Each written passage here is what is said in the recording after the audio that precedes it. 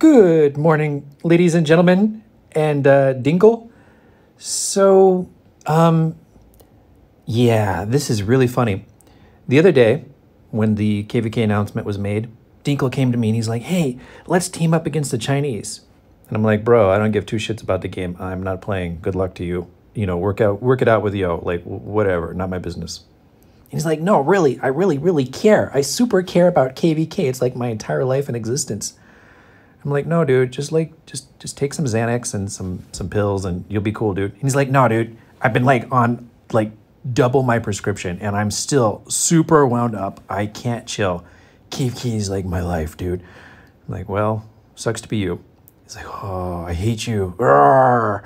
I'm like, "Talk to Yo, see if you can work something out." He's like, "Arrgh, I double hate you." I was like, whatever. I didn't think twice of this, right? And then KvK rolls around and like I didn't log in, I didn't look, I really didn't care. And I'm gonna throw Yo under the bus a little bit on this. So I think Yo made a deal with the Chinese. I honestly, I don't know the details, to be honest with you. There was a rumor he made a deal with the Chinese, and the deal was just very simple. You don't stop us from conquering Diesel, and we won't mess with you. I think that was what the deal was. But frankly, I don't know. I never asked Yo about it because, well, I don't really care. And whether it was or wasn't a deal that, you know, we don't stop the Chinese from conquering Diesel, Diesel was slightly salty that we didn't just empty our throne and do what his plan was. His plan was when they come for us, we take his throne, and then when they come for him, he takes our throne, and we go back and forth. And we have to rally them off and stuff like that.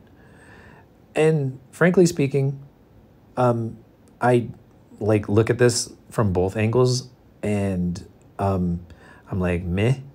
You know, I mean, like in terms of actual strategy, like if you were super wound up and you absolutely had to win KvK and like no matter what cost, yeah, Diesel strategy would like be okay. But like if you look at it from a different perspective of like, I don't get, then, you know, who cares? We just garrison the throne and whatever happens, happens, right? You know? So, yeah, but I think that the saltiness came from two things. One, like I didn't plan to like go into Diesel's like super tripped out world where KvK actually matters. And two, I think that Yo made a deal with the Chinese just to have a chill KvK and Diesel could, you know, basically fend for himself. So I think that's where Diesel's angle's coming from, in fairness. So what's the repercussions of this? Well, Diesel has been quiet for a while and he's been, you know, salty because he lost Ollie and his kingdom is basically dead. I mean, they couldn't even fill their towers. 643 couldn't fill their towers, and you know, Diesel's kingdom couldn't fill their towers. It was basically throne and that was it. So to me, this is kind of a dead kingdom. You know, don't be jealous. Now, granted, we could fill our towers, we could hold our towers, but it was expensive. You know, I mean, like, I'm not saying that we're like, you know, the best thing since sliced cheese, but, you know, at least our kingdom has people in it and people are active and, you know, we have more than just basically 1.5 spenders, right? So there's my shot back at Diesel. Now, then they start making it like, you know, this other stuff, right? You know, about Coco and stuff, because I mean, they can't actually talk about the actual issue, which is they have a dead kingdom. They're weird, and it's caused them long-term stability problems in their kingdom. Their kingdom used to be, you know, powerful, great, sure, but you know, at some point, people get burnt out on their shit. And I mean, you know, your style is only cool for a while. It's not cool long term. But, you know, I mean, that's your preference. You know, you go 100% all the time, and that's cool. But, you know, you got to sometimes keep your friends in mind. I don't know, your business, not mine. But then they start talking about like, oh yeah, revenge versus Coco stuff. Because, you know, this is the more interesting topic than, you know, just being a shady jerk during KvK. I mean, this is, you know, who cares about that? So now they're bringing it online. And the reason that I don't use Line, and I'll be honest with you guys, I don't use Line because it's mostly morons, fruitcakes, and like just trolling, just like constant nonstop trolling. And there's never, ever any moderation or adult in the room. Never. Not a single one. If there was an adult in the room, this shit would have gone, like, stopped like 3 years ago with Hetty. But that idiot, you know, he talks shit, and then it's just this second, third generation of idiots talking shit. Whatever. To kind of get back to the point. So, what does it say? It says, the funny part, who started this KvK dev account is the one who caught Rev cheating and should have been banned as per core rules. And then Diesel agrees, 100% true. So KvK caught me cheating, huh? At which point did KvK catch me cheating? KvK didn't catch me doing anything. I actually exposed myself with the SH41 fiasco because I told them straight up, look at my account. All the badges that I got are legit. F off. If you want to talk about cheating, look at all the gold here, here, here, and here. So they didn't expose anything. They wrongly accused me of cheating, and then I threatened to expose the whole thing, and they fixed it in 2 hours.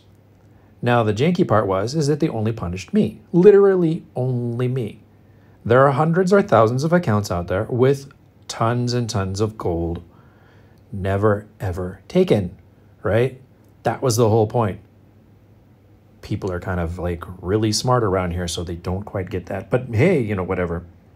It says 100% true. And then Dinkle goes on to say, Rev was on a mission to convince spenders to quit as he could no longer hold the popularity spot. So, I hate to break this to you, Dinkle, but whether I spend or not, people still watch my videos. They actually watch my videos because I talk shit about idiots like you, and not necessarily because I'm strong in power.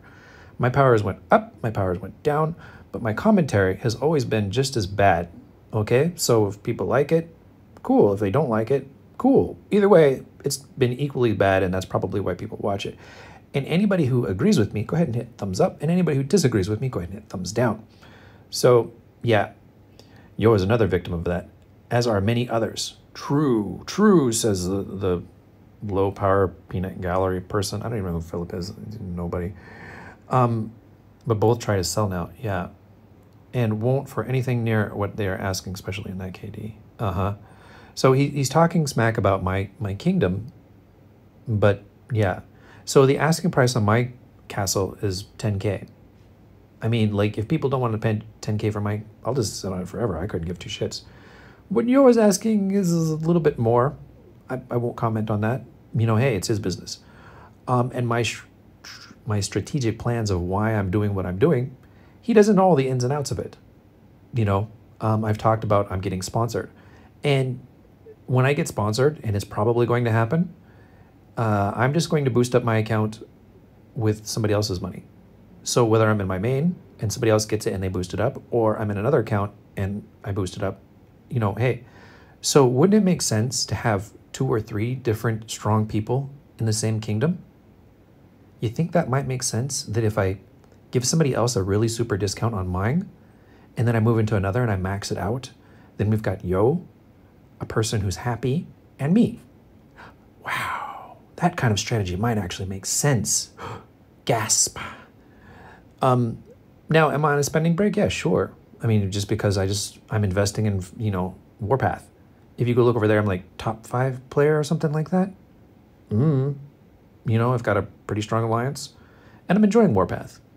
And, Warpath has lots and lots and lots of benefits compared to King of Avalon. So let me see. I can sit here and I can fight with idiots like Diesel every other Saturday, or I can go play Warpath and have fun and wait for a sponsorship. I mean, like, it's going to be a win. I don't think I'm going to lose in this. And the people who have, like, I don't know, like, problems, every other Saturday, like, good luck to them. Now, here's the other deal. And here's where I get to out Diesel even more. So back when I first got the details that like, actually of Coco's inbox, I first sent them to Diesel. Diesel was one of the first people I trusted with that information. And would you believe that rat actually, like, went straight to the devs with it? And the next day, half of it was changed so that we couldn't watch it anymore. So there's 2 points to learn from this. One is that, you know, like Diesel has seen the actual information that I sent about all of the gifts in Coco's inbox, like firsthand seen it. I sent it to him, like as soon as I had it. As soon as somebody sent it to me, I sent it to him just to share it with him because I wanted to kind of expose this as a broader issue. And the first thing that rat did is go to the devs and say, "Oh my God, Rev, somebody got Rev access to Coco's box." And it was the week after the Coco, air quotes, retired that happened. So the events was, I got information sent to me, I shared it with Diesel, Coco retired, and then magically, like, Coco unretires. You know, so if there was ever a witness to all of the shady shenanigans in the game, it should have been Diesel. But instead of him getting my back, he's doing shit like this. Like, really, bro?